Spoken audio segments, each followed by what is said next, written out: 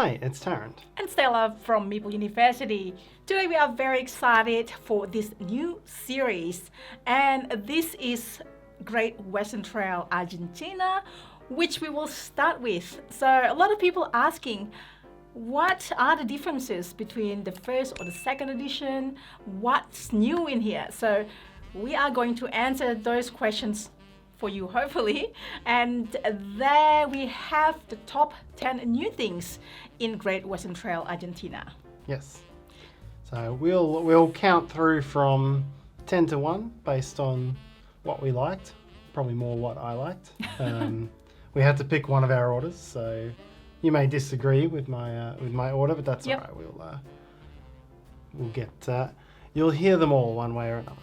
Yes. So there are a few bits and pieces different as well out of those top 10, but those 10 are the most significant and the things that we like.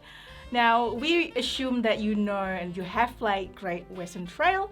If you haven't, we'll link our how to play video for Great Western Trail, the first edition. I was loving watching that video recently because that was one of our older videos. It was a bit of a first edition from our side as well. Yeah, so just let us know if you have watched that one as well. So this is the first one. The next one we might do something like top 10 interesting games that we played that month and so on. So watch out for that. Without further ado, let's start with our number 10. So number 10 is what I'm calling hazards free parking style, because it kind of replicates the well-known Monopoly house rule on free parking. It's a house rule, it's not an actual rule, but in this one it's an actual rule. So when you wander through a hazard from one of these, we'll talk about what the hazards now are. They've turned into the granjeros, but we haven't explained that yet. They fill the role of the hazards from the original game, and when you go through one, you pay the money onto these little circular spaces here, and that basically waits there for somebody to clear that hazard, and whoever clears it gets that money. So it's sort of a continuation of what I know was a change between first and second edition base Great Western Trail, which was increasing the amount of money you get back from the bandit tracks and hazard tracks. This one continues that even further. I love that because then you can time your movement and then time when you're going to clear up those hazards or those new recruits, which we will talk about later. So gone is the trail of destinations up at the top of the board. And what has replaced that is a series of nameless, faceless ships, I suppose, down the side, which work in much the same way. So they've all got a number, and instead of choosing a city to go to, you choose a ship to place on. You can still only place one per ship, except for the cheapest one or the most expensive one. Those can hold any number of ships. This is when you go to Kansas City, which is now Buenos Aires. Yes. And these are the strength of the stock or the beef that you bring. The breeding value. The breeding value, that's it. And which you can still pay or increase with the certificate, thank you. Yes. And you can still put your engine building discs on there. Yeah. So we'll see later, and it's one of the big changes, is that these ships will take off and introduce these ports, and this is a whole different mechanism. But in terms of replacing the stations with the ships, here they are. It's not a big change, and one thing that does come in is that these ships are going to sail away through the game, and they will leave the row, and then randomly 2 new ships are going to come. And I don't know if I love the fact that they come in randomly, because you can get an unexpected shift in lots of expensive ships coming at the start of the game, or the cheaper ships coming, and that's going to change things up in a somewhat random way. Yeah. So I don't know if that's my favourite change. I might have had them come in an order myself, but I understand, because then you would want increasingly higher number, so you can keep going there. Yes. And these ships are going to sail based on this at certain points that we're going to ship. And as Tarrant said, it's going to ship there. And then that's a whole new mechanics that we are going to talk about later. Yes. Okay, the number 8 difference, and this is an obvious difference from the title, is that it's set in Argentina. And that's just kind of cool. I like the way that this trilogy has gone out, and New Zealand's going to be the third one, so it's picked places that have a cattle history and have built the game around that. So this, all the characters have taken on a more South American look, and the names have come from that side. And it's just nice to acknowledge those different areas and their side of the industry. So it doesn't change the mechanisms of the game at all, but that is one of the changes. All right, number 7 is the Karaku. This is one of the new cattle that you can purchase. The cattle on offer are essentially the same as they were in the base game. For the first or second edition. Yep. But we have this one new cow, orange-coloured cow, only worth 1 in breeding value, relatively cheap to get at the start of the game. So it gives you, and it's 2 or 3 victory points. So it gives you a cheap and simple cow that you can go and get the first time around the board, which I think is nice. Cowboys always used to be a tough thing early on. Yeah. So this at least lets you... fighting for the cowboys. Yes, this one at least lets you build your deck up a little bit more quickly if you wanted to start doing that. So I think that's a nice bit of flexibility that's been added.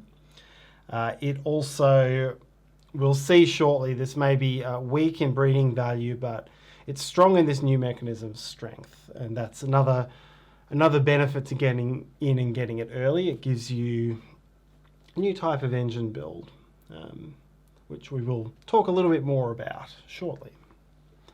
But yes, that is number 7, the Karaku cow. Yeah, at least you get this cheaper one. It's good. Yeah, it costs you 4 pesos and 1 Cowboy or gaucho. All right, number 6, the granjero mechanism. So this is the first big one that we're discussing. We've alluded to it a couple times already. The hazards and the bandits, which were the TPs in the first edition as well, yep. all replaced by this new mechanism, which is the granjeros. And so they still fill up these hazard tracks, and you still get a benefit for building on those hazard tracks, and you may have to pay the money, although you can get it back. But unlike in the base game, instead of being yet another thing on the board that you have to pay money to get rid of, now there's a whole new mechanism called strength. And strength works in a fairly interesting way. You can build up a little bit of strength by clearing these icons on your player board. You can build up strength by hiring employees who have strength icons. Looks like Star Trek or Boomerang. It does look like a sideways Star Trek. And these guys are a little bit more expensive. They cost an extra coin. It's actually a sticker or something. Yes.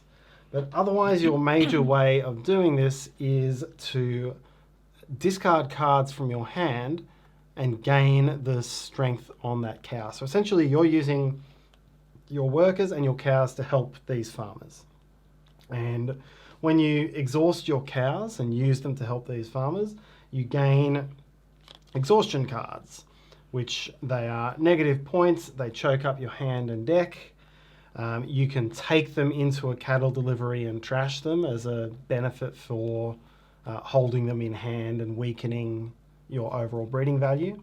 But otherwise, you can hang on to them and lose points. So it becomes this new thing you can do with high value cattle. That's probably the first thing. Normally, you would, in the original game, you would just get high value cattle in hand and then just hang on to it until you reach the delivery point. Now there are other things you can do out here, and you can spend that strength either by landing on a farmer and spending the strength he requires, or going to a building that lets you take farmers from anywhere on the board. once you've then done that, you've got a couple of different things you can do. You can either leave it, you can either do what you used to do with the hazards, which is just collect them and score objectives with them. You get a little bit of money from clearing them as well. Or you can pay a big chunk of money. I'll get this money that we put Yes. earlier. Or you can pay a big chunk of money and recruit the farmer as an employee. And so it's this fourth row of employees. On your player board. Yes. And I think what I really like about that is, you know, the hazards and the bandits always felt like, yeah, now I've got excess money, I can spend it and get this thing that's going to score me points. But now there's an engine building side to it as well. Really love that one. And because it links in with the way you build your deck, it kind of adds this little interlocking mechanism that wasn't there before. And of course we can discard those chalked up cards with some buildings and some actions. Yes. And when we go to bonus areas. Indeed.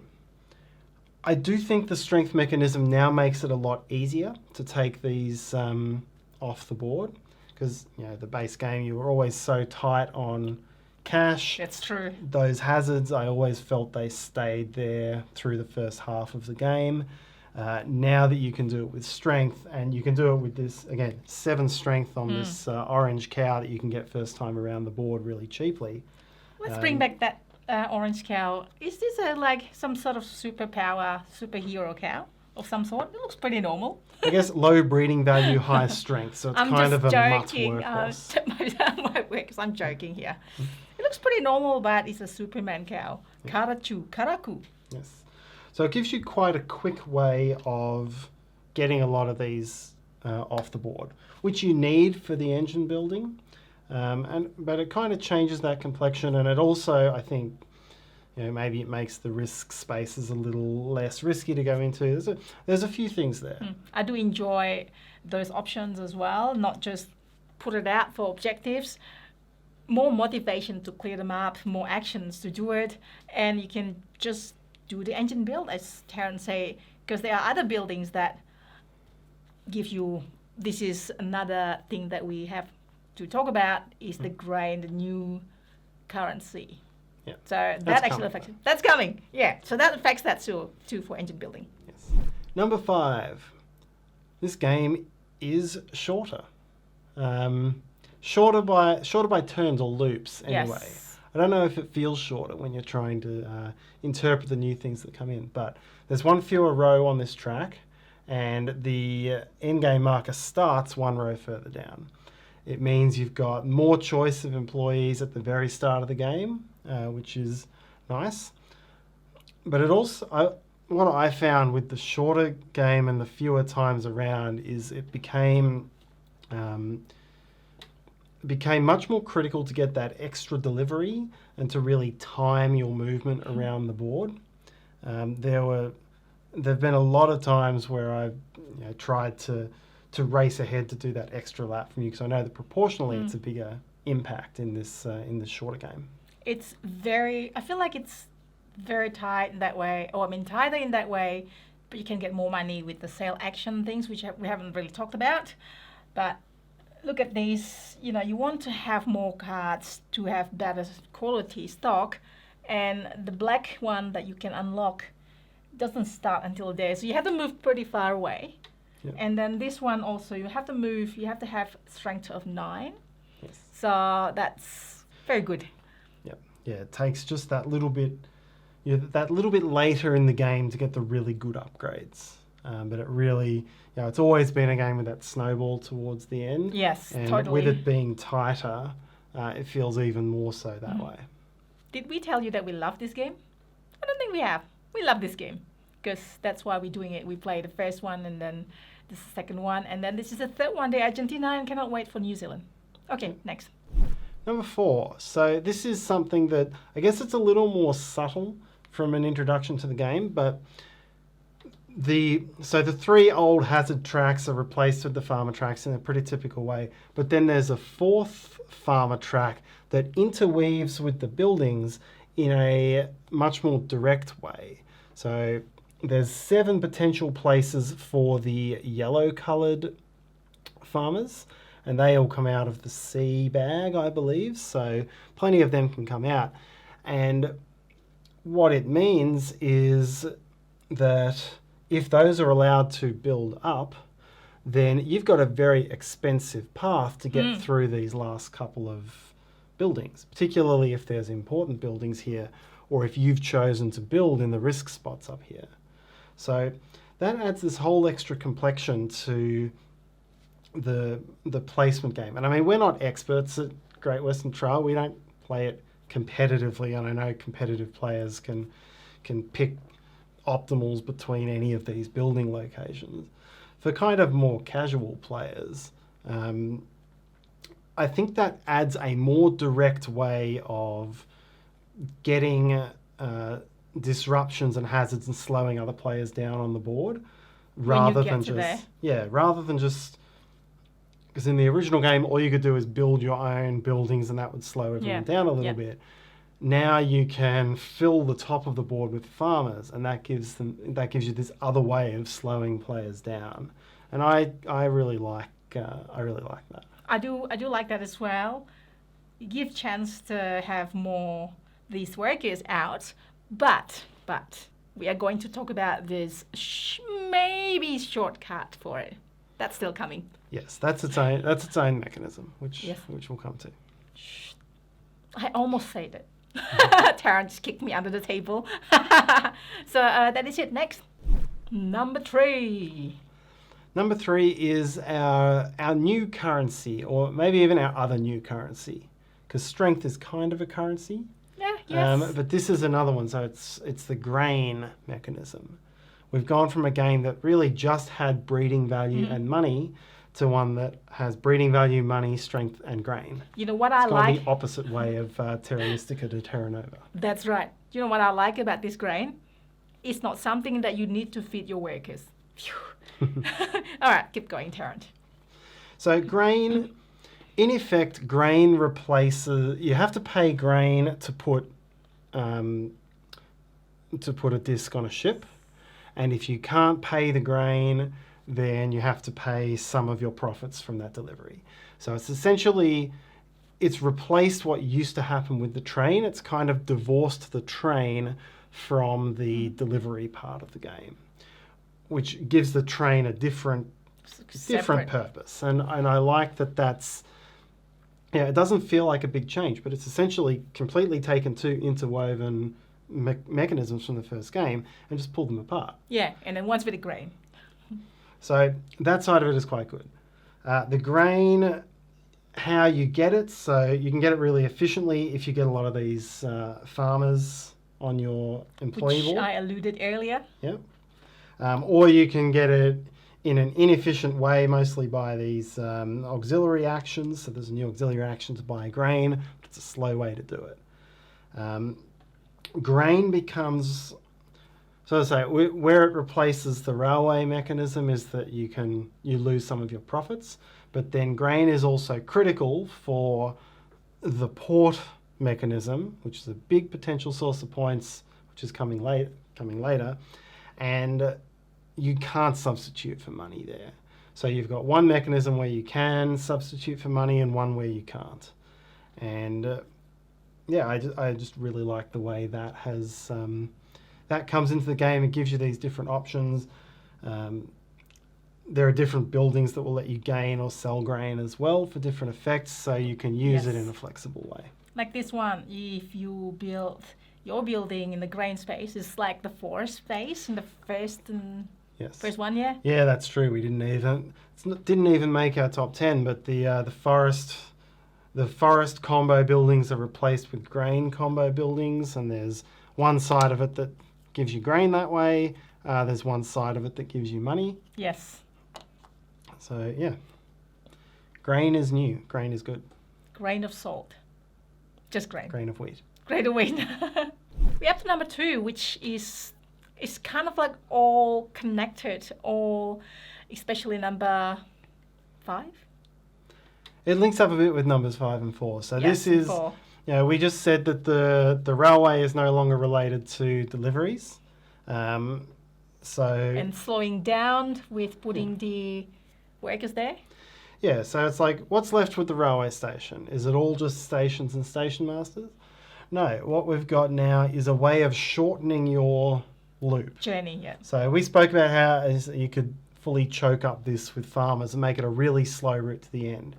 But as you start to bring your train through this track, you can start jumping off, getting on a train and going to Buenos Aires early. From here. So I can skip 3 farmers if my train has got to 6. I can skip 6 farmers and potentially a couple of buildings by having come out to here. I can get all the way around here and skip like a third of the map if I go really big on trains. And so it gives you this new thing that the train offers. Yeah. Instead of making your deliveries cheaper, now it makes them faster. Now it's a way that you can get those extra couple of deliveries in a short game versus your opponents. Now, it's the left is to go forward rather than the right go forward. Yes, that's true. Right, red, which is Red. backward. Red, bad, green, good. Yes. Yes, if I'm moving here, I'm now going to the left forward. So I think that's it doesn't feel like that big of a change, but it's a really clever way of using the rail to give you an action efficiency rather than a money efficiency. And it's all these things are about diversifying everything away from that single money currency. That's true. So, but then again, sometimes you want to go to the building that is still there.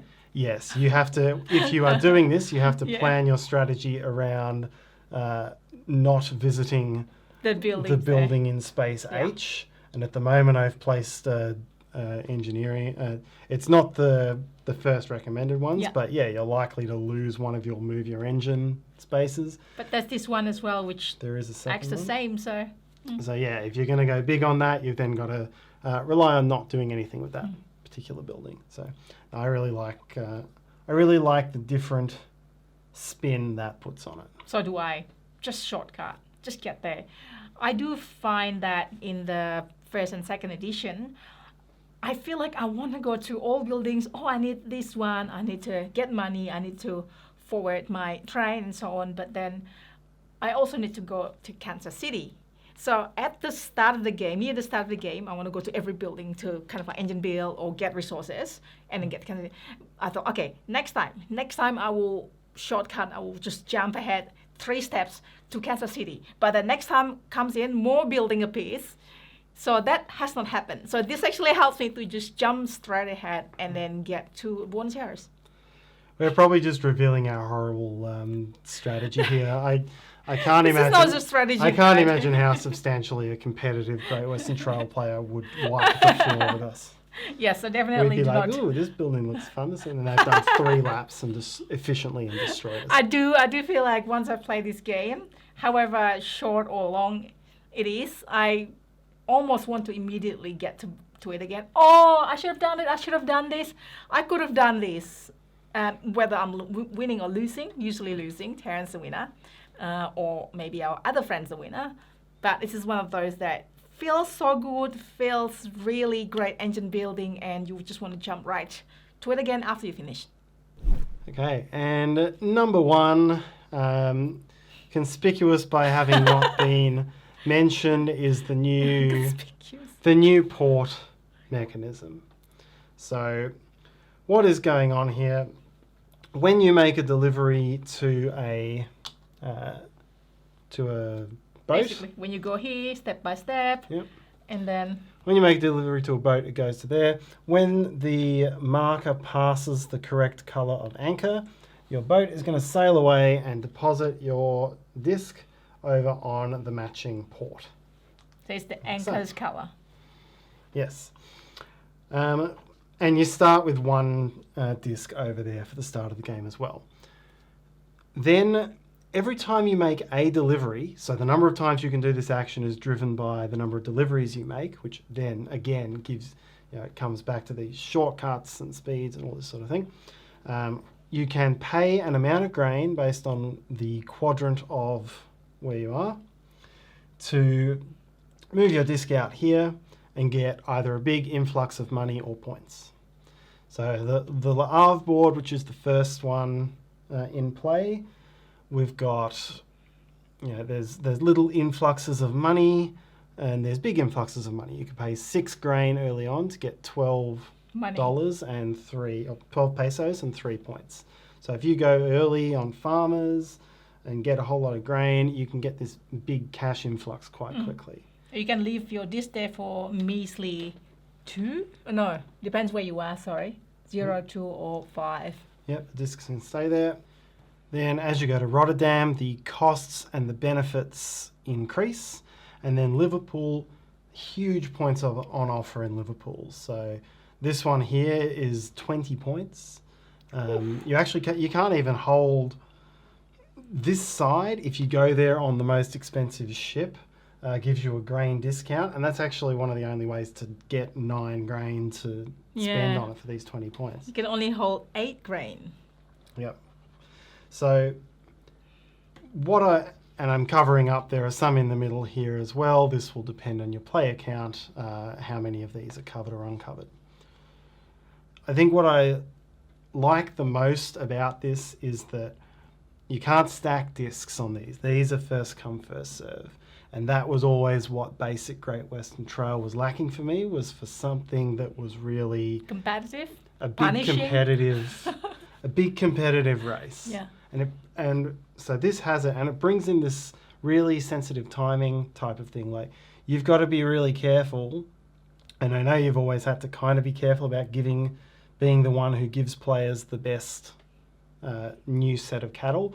Now you've got to be really careful about being the one who delivers and gives everyone else first chance to start moving their discs from here down to here. So this becomes really critical.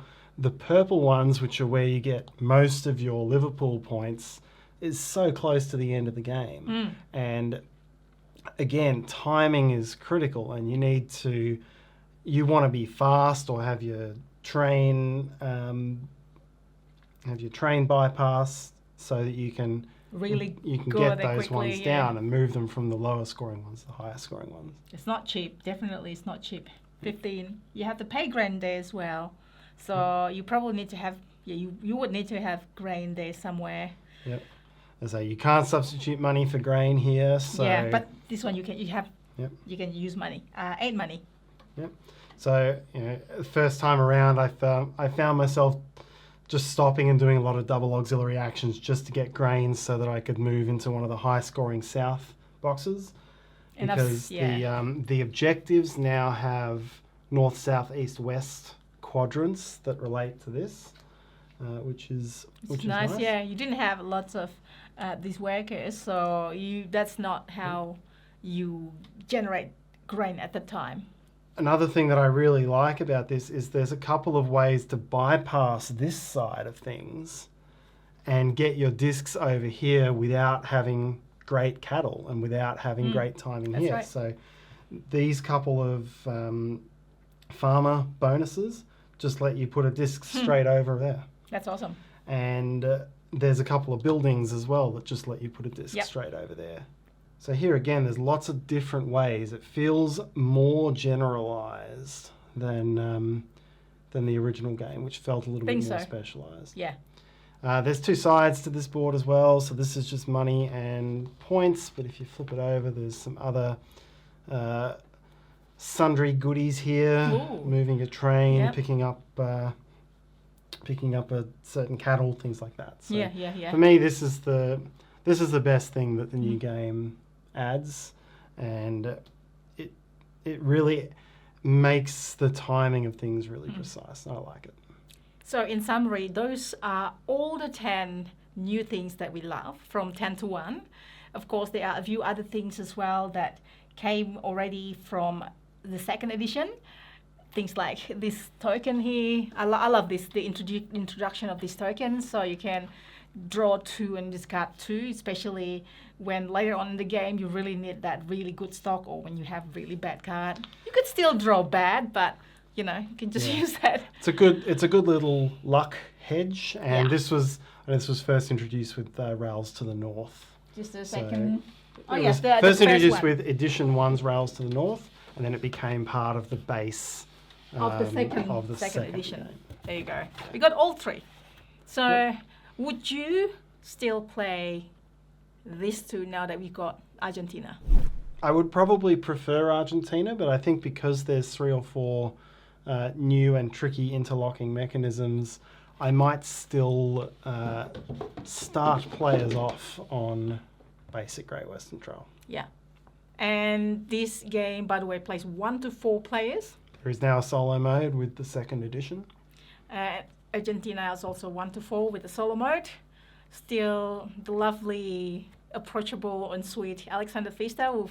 We've met online, we chat online. He gave some tips for some of his games, which is great. And in summer, we love these games. We love probably now Argentina the most because of those things we just share with you. And those are our top 10. If you have anything that you want us to discuss, please let us know for our top 10 or top new things series. And if you have played Great Western Trail, 1st edition, 2nd edition, and this Argentina one, please let us know what you think. We love to hear what you think about any of these. Which one's your favorite? What's your favorite mechanics and so on? And thanks for watching. Thanks for listening. If you find it useful, it will be really helpful if you can please hit the like button and subscribe to us. You can also hit the meeple in the corner and hit the bell, and you get notification when we have new videos like this one, a review how to play my short and sweet life playthrough and so on.